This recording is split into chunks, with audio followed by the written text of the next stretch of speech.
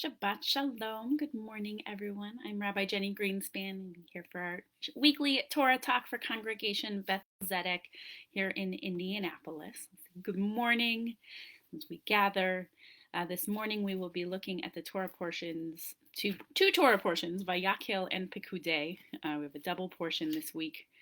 And we will be closing the book of Exodus this morning. I think last week I misspoke when I said we had a couple weeks left. We had a couple Torah portions left, but just this week left of the book of Exodus.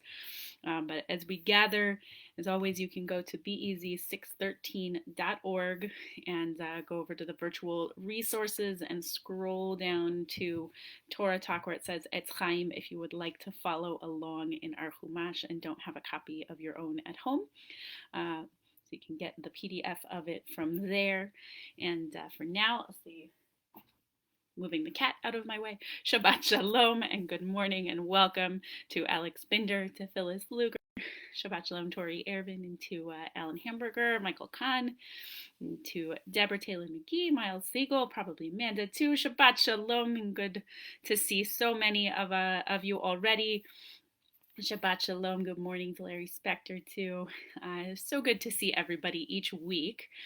And this week, as I mentioned, we are on Parshat Vayakhel Pekudei. And welcome, to the Sclairs, to Marty Lip, to Jody Zucker. Shabbat Shalom, everybody. I'm so glad to see everybody each week. And this week, as I say Shabbat Shalom, we're also going to talk a little bit about Shabbat, since it's in this week's Torah portion. So if you are following along in the Etz Chaim Chumash, in either from the PDF or from a copy of the book itself, I will be at the very beginning of the first of our two Torah portions, at the very beginning of Vayakhel on page 552. So if you're on the PDF, you just got to scroll to the very beginning. If you have a book, we're on 552. And if you are following along with a different edition of a Chumash, I am at the beginning of Exodus chapter 35. And Shabbat Shalom, welcome to Cheryl Tov as well. So good to see everybody, so many gathered already this morning. So I want to take a look at this portion, and it's something that I find very interesting in this Torah portion. And good Shabbos to Renee. Welcome. So in this week's Torah portion, both Torah portions, both Vayakhel and Pekudei, the primary thing we will be discussing is the building of the Mishkan. To some degree, Vayakhel, God says, this is how you make the Mishkan. This is how you make the tabernacle. The holy moving van, as one of my teachers used to call it. The holy space, the tent of meeting that would travel with the Israelites through their wanderings in the desert. Vayakhel says, this is how you build it. And Pekudei says, this is how they built it. And it is remarkable and beautiful how exactly they end up lining up. They end up very, very repetitive to one another. So there's a little bit of a lesson. I won't go too deeply into that, but on that a few weeks ago we talked about following directions, and they seem to do a good job of that in these two Torah portions. They get the directions, then they do it, pretty much as they were instructed to, which is a beautiful thing. But what I would like to look at is the very opening. So let's read the first several verses together. I'm again on page 552 of the Etz Chaim, or at the beginning of Vayakhel, the beginning of chapter 35 of the book of Exodus. Moses then convoked the whole Israelite community and said to them, these are the things that God has commanded you to do. On 6 days, work may be done, but on the seventh day, you shall have a Sabbath of complete rest, holy to God. Whoever does any work on that day shall be put to death. You shall kindle no fire throughout your settlements on the Sabbath day. Moses said further to the whole community of Israelites, this is what God has commanded. Take from among you gifts to God. Everyone whose heart so moves them shall bring them gifts for God, gold, silver, and copper, blue, purple, and crimson yarns, fine linen, goat's hair, tanned ram skins, dolphin skins, acacia wood, oil for lighting, spices for the anointing oil, and the aromatic incense, lapis lazuli, and other stones for setting for the ephod and the breastpiece. And let all among you who are skilled come and make all that God has commanded, the tabernacle, its tent and its coverings, its clasps and its planks, its bars and its posts and its sockets, the ark and its poles, the cover, the curtain for the screen, take the table and its poles and all of the utensils, and the bread of display, and so on and so on. So I actually want to point out and look at why this juxtaposition. Because of those 13 verses I just read through, the majority of them are focused on that tabernacle.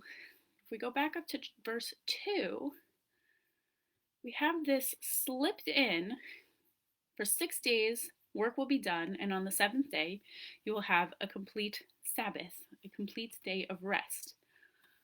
Why this juxtaposition is where I want to be thinking about today. Why do we have in this Torah portion so consumed with the details of how we build the holiest space that we have? Do we also slip in, remember to keep Shabbat?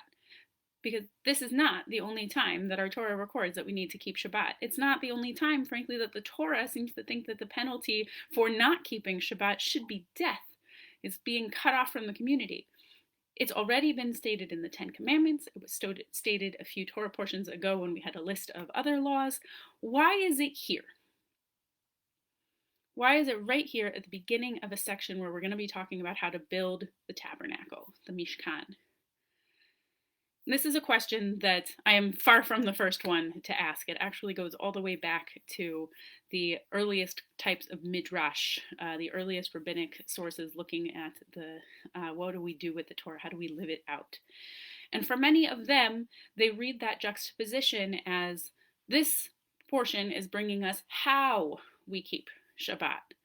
Because if we looked at only verse 2, we simply see that it is a Sabbath of complete rest. We don't see any details of what it means to rest. How does one do resting? And so the classic commentators, the earliest people who wrote the earliest rabbis writing our halakha, our ways of Jewish law and life, suggested that the juxtaposition here is so we know what rest is. And rest, they say, is not doing the specific types of tasks involved in building the tabernacle. So it's not physically building, it is not having fire that will be able to be used for forging, it is not weaving, it is not sewing, it's not stitching, it's not tanning skins of animals for the sake of building the walls. So the classic answer of why the juxtaposition is so we know how to do Shabbat. They were told Shabbat right here, next to the building of the Mishkan, so that we know what to do for Shabbat. I want to suggest it might be the other way around. So we're going to fast forward in history a little bit from the early Midrash in the first few centuries of the Common Era and go to Rashi, our French commentator living in the 1100s, who says, God intentionally mentioned them, the prohibition in reference to Shabbat, before talking about the tabernacle, in order to intimate that it does not override Shabbat. Rashi is saying, in simple words, it's right here to remind us that even building the tabernacle is not a project that would override Shabbat. That you might think that the holy space that's going to be the sanctuary of the people wandering through the desert might be such an important and holy project that this would be an exception, that you'd be allowed to keep building the tabernacle on Shabbat. And Rashi is saying, no, the juxtaposition here is to say that no, that's not the case. Sforno, who's a little bit later and living in Italy, says it even more simply, you may not violate Shabbat even in order to complete the tabernacle sooner. Although the work for the tabernacle is a sacred task. You can't decide, okay, this particular task is so holy and so important, it needs to be done as soon as possible, and therefore we're going to not pause on Shabbat. Sforno is saying, nope.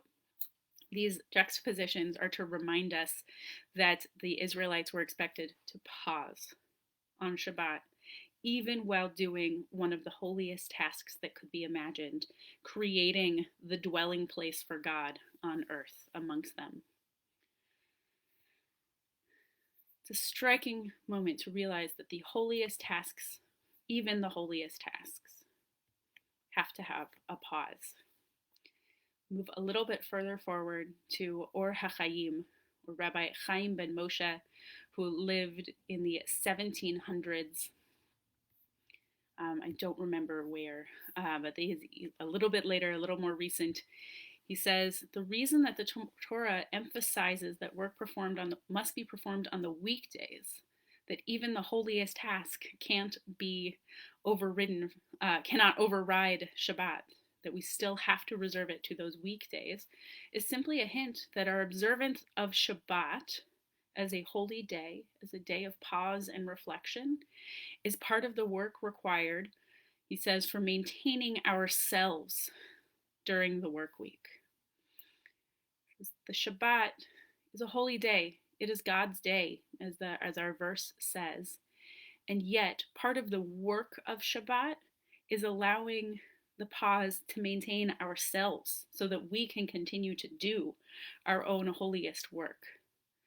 I don't know about anyone else, but I know in times in my life I have had projects that I began with utter excitement and love, recognizing the holiness of the project that I was doing, and then gave so much of myself to it in order to complete it, that I ended up feeling drained, perhaps less excited by it as I went forward, as I kept doing it. Or Chaim is suggesting that the reason we still have to take Shabbat, that we still have to take a pause, is to do the work of maintaining ourselves. For modern context, it may not mean, certainly doesn't mean that we're not using the computers as the COVID reality is. This is how we connect right now on Shabbat.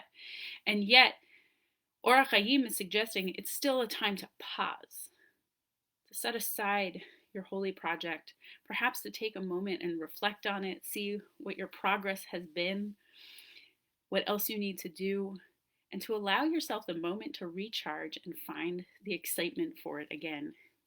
Shabbat is a moment to reflect and to maintain ourselves. And I think that has become somewhat difficult this year.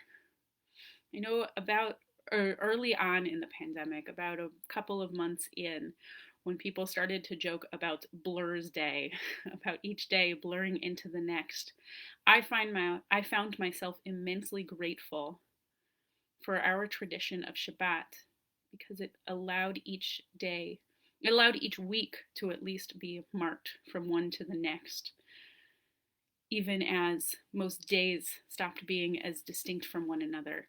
And I think as the pandemic has continued on, and as it has become clear that this was not, as we might have thought a year ago today, something that was going to be a couple of weeks where we sat at home quietly, where we almost thought we were going to get a few weeks of Shabbat, and it's become clear that that's not the case.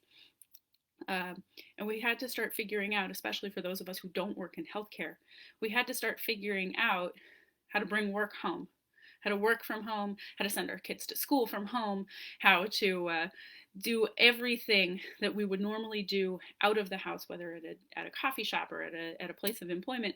Everything came home. And our holiest space, our own little mikdash me'at, our own little holy tabernacles, small tabernacle sanctuaries, suddenly had everything come into it. I've seen countless articles talking about how much the line between work time and personal time has been blurred because work is at home. And this portion is giving us the reminder that our work always needs a pausing point. That in order to continue and maintain the strength and the holiness of the work that we do, we have to give ourselves a moment to pause. We have to, as Or Chaim says, find the way to maintain ourselves, to take our moments where we turn off our screens, where we close the Zoom and don't put it back on for a day, where we set aside a few minutes of all of the input from so much and all of the work that we're trying to do to still be productive as we're working harder than ever. Just allow ourselves a breath. The task of our Torah portion is to create a sanctuary for God, to create a holy dwelling place for God on this earth. And even that does not override the need for a pause, does not override God's hope for us to have a day of rest, just as God rested at creation. Even that does not take away from our human need to sometimes take a break, to recharge our batteries, to see the progress that we have made, to reset our excitement and our love for our own holy work, whatever our own work might be. And so this week for Shabbat, I invite us to find the way at some point this week to fully take a pause, whether it's a full day of Shabbat or just an hour that we set aside for ourselves. I hope that we can all find the moment to take our pause and to have a true Shabbat, a true time of rest. So say thank you so much for joining me, and Shabbat Shalom to those who've joined us since I called before. Shabbat Shalom to Richard Glazer, to Carol Steinfeld, to Kathleen Rothenberg. Shabbat Shalom to Margot May, Marty Lip. I'm glad you're good at resting. We should all learn from you how to rest. And Shabbat Shalom to Peter Mayer. I hope we all have a week of pause, a week of good work, 6 days of work in the Torah, a week of good work, and a week of good pause, and finding the ways to give ourselves the moments to maintain our own selves, as Orach Chaim guided us. I'll say Shabbat Shalom, and I look forward to seeing you right here next week as we begin a new book of the Torah, the book of we'll start the book of Leviticus, the book of Vayikra next week. So Shabbat Shalom, and I'll look forward to seeing you then. And please join Cantor Melissa and Rabbi Dennis at 10 o'clock for our service on the live stream. Just go to beeasy613.org and click on the watch live. And I'll say Shabbat Shalom. See you soon.